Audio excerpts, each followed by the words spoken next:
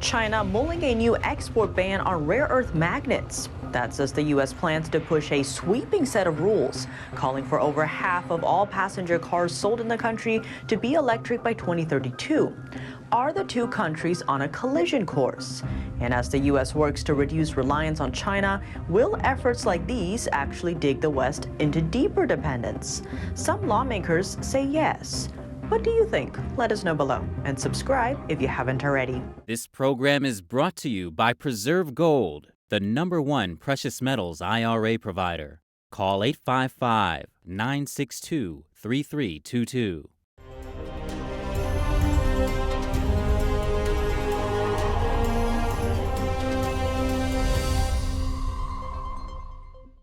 Welcome to China in Focus. I'm Tiffany Meyer. Is China about to squeeze the global electric vehicle sector? That's as reports come out that China is planning an export ban on rare earth magnets. That's on the grounds of national security. These magnets are found in electric vehicles, wind turbine motors, and even military planes. As the U.S. and other Western countries push towards decarbonization, China looks to corner the growing market. That's because it currently dominates in this sector of rare earth magnets. According to reports, Beijing is updating its lists of industrial technologies subject to export controls, China releasing a draft version back in December.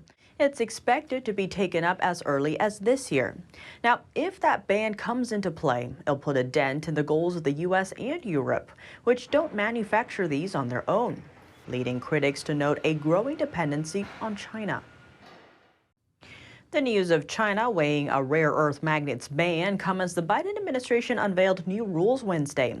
If pushed through, they could push nearly 70% of all new car purchases nationwide to be electric by 2032. Here are the details. The EPA's proposal would set the strictest tailpipe emissions limits ever imposed, affecting model years 2027 through 2032. The plan would represent the strongest push yet away from gas and towards battery-powered vehicles.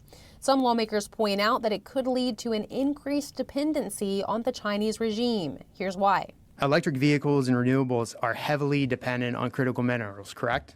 Yes. China accounts for 63% of the world's rare earth mining. Electric vehicles and renewables deepen our reliance on China, correct? Yes. In the U.S., the ability to mine for rare earth minerals is stifled by regulations. These minerals are needed for renewable energy products. Some in Congress want to loosen regulations to kickstart this industry. The GOP-led House recently passed a bill to do so. However, it's unlikely to get enough Democrats to buy in to pass the Senate, since the bill also aims to increase oil production, which top Democrats and the White House say they oppose. According to the International Energy Agency, China dominates the lithium market, producing about 75% of all lithium-ion batteries worldwide. But that's not all. The agency's data also shows over 50% of the processing and refining capacity for the key element, as well as cobalt, are also located in China. Both are crucial for EV batteries. The Lone Star State Senate unanimously passing a bill to prevent Texans from unknowingly propping up the illegal organ trade. Here's the latest. A bill aiming to combat forced organ harvesting, passing the Texas Senate with bipartisan support. State Senator Lois Kolkhorst says the goal is to prevent Texans from unknowingly becoming complicit in forced organ harvesting, meaning harvesting organs from victims while they're still alive. It's a practice the Chinese Communist Party has long been accused of engaging in. The bill achieves this by prohibiting health benefit plans from paying for organs that originated in countries where the risk is extremely high that the organ would come from an illicit source.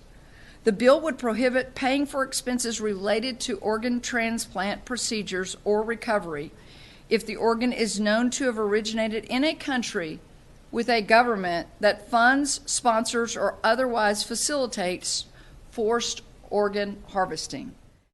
For years, China has been matching patients with organs at speeds that outpace standard wait times around the globe.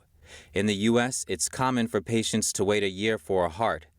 Right now, over 100,000 Americans are on the national transplant wait list. Over in China, hospitals have secured a patient with a heart in 4 days, another with 4 hearts to choose from in 10 days, and still another with 2 livers to pick from in 24 hours.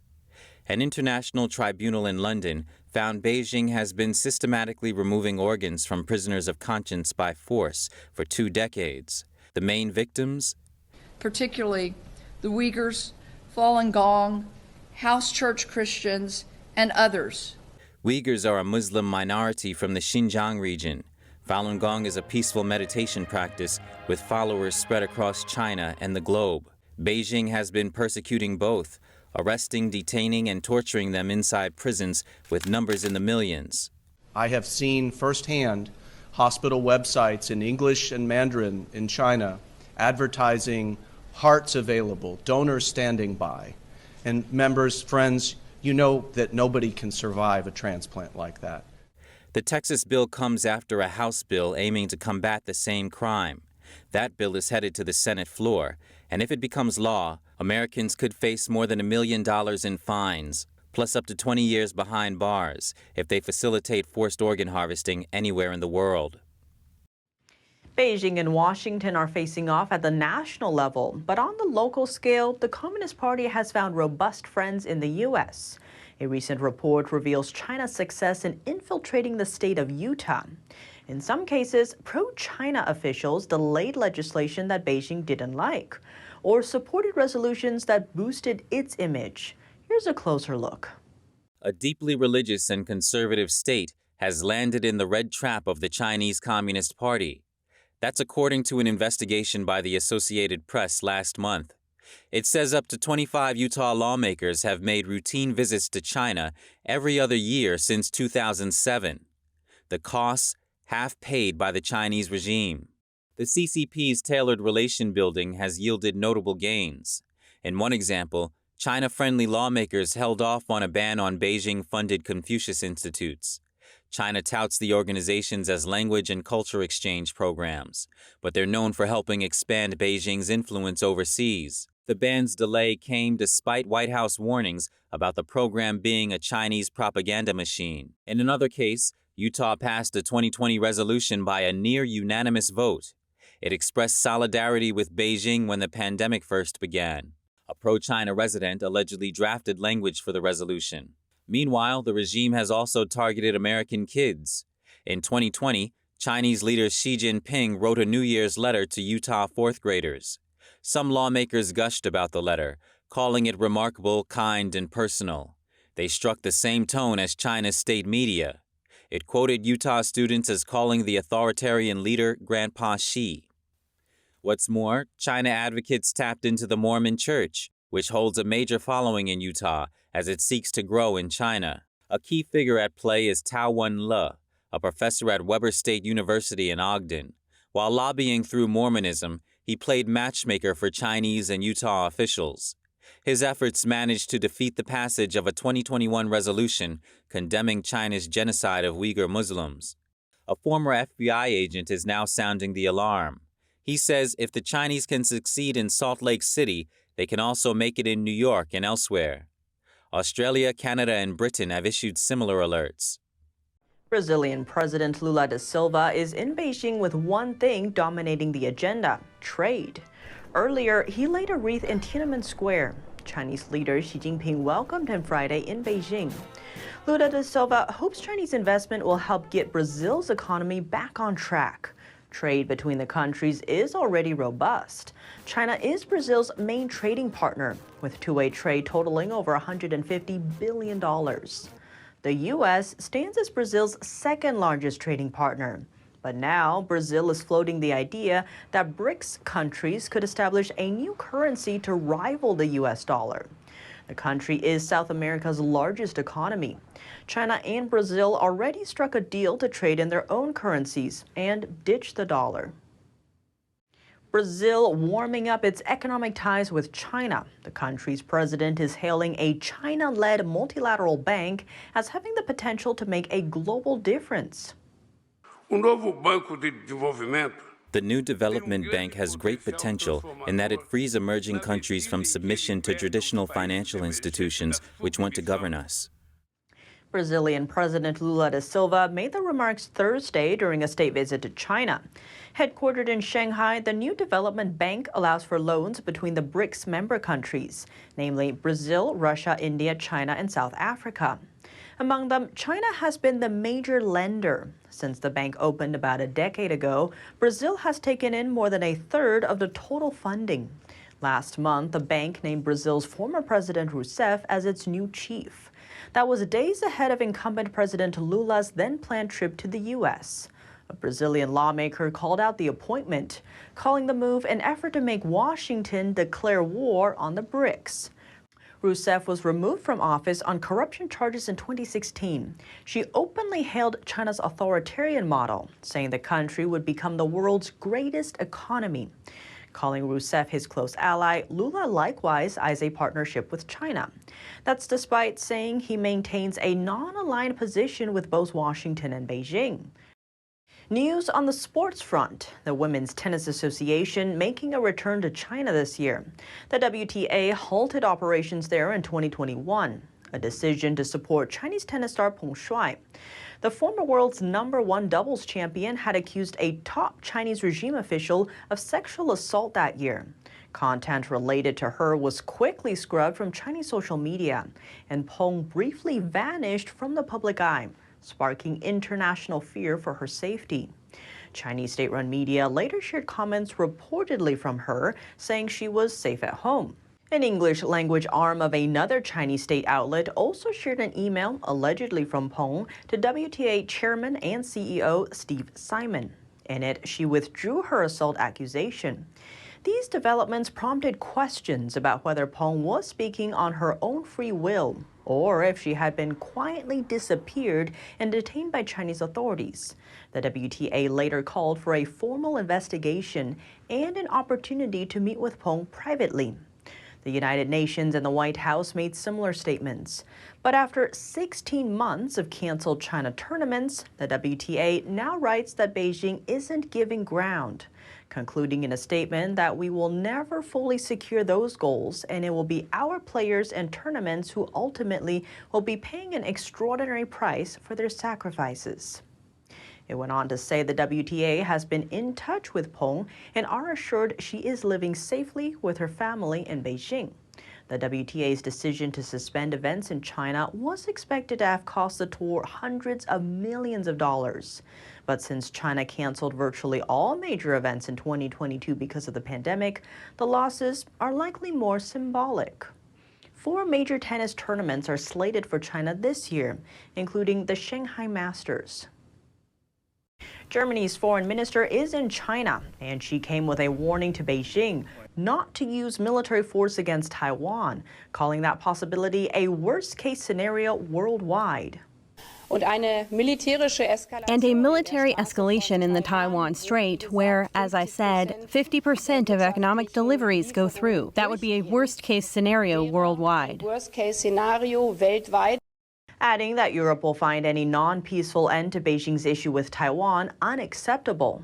Conflicts must only be solved peacefully. A unilateral, violent change of the status quo would be unacceptable for us Europeans.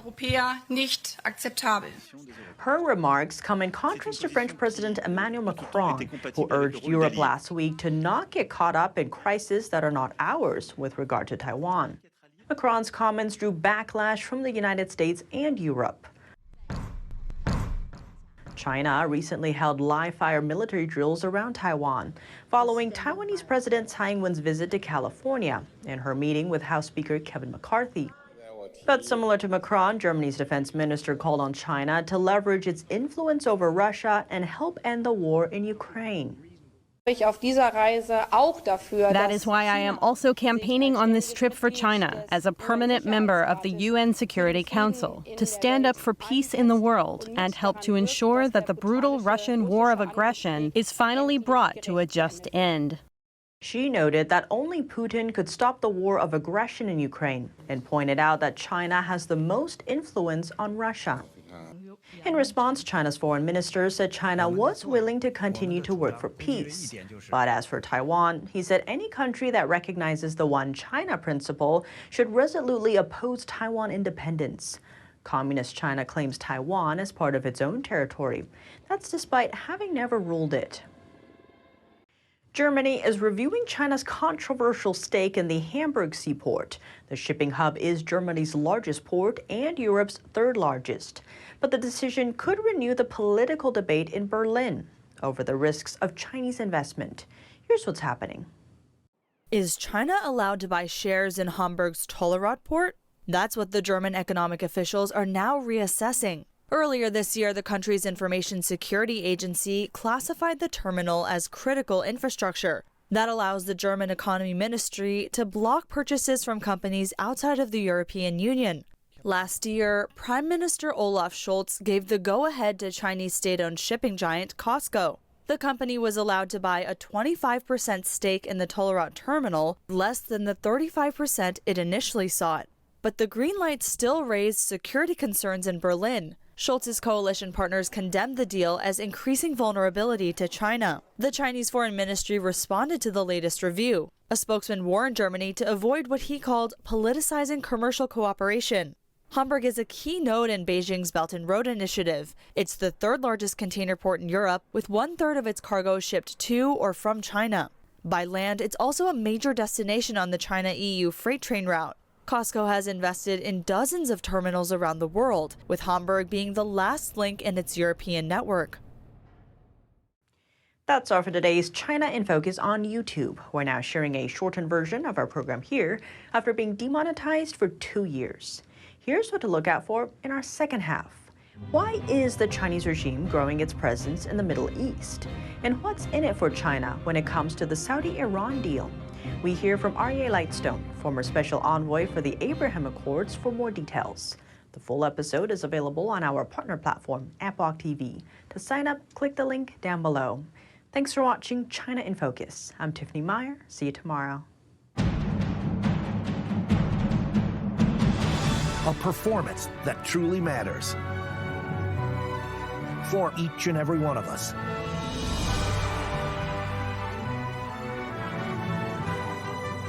This is what you've been waiting for. See it at least once in your lifetime. Get tickets now at shenyun.com.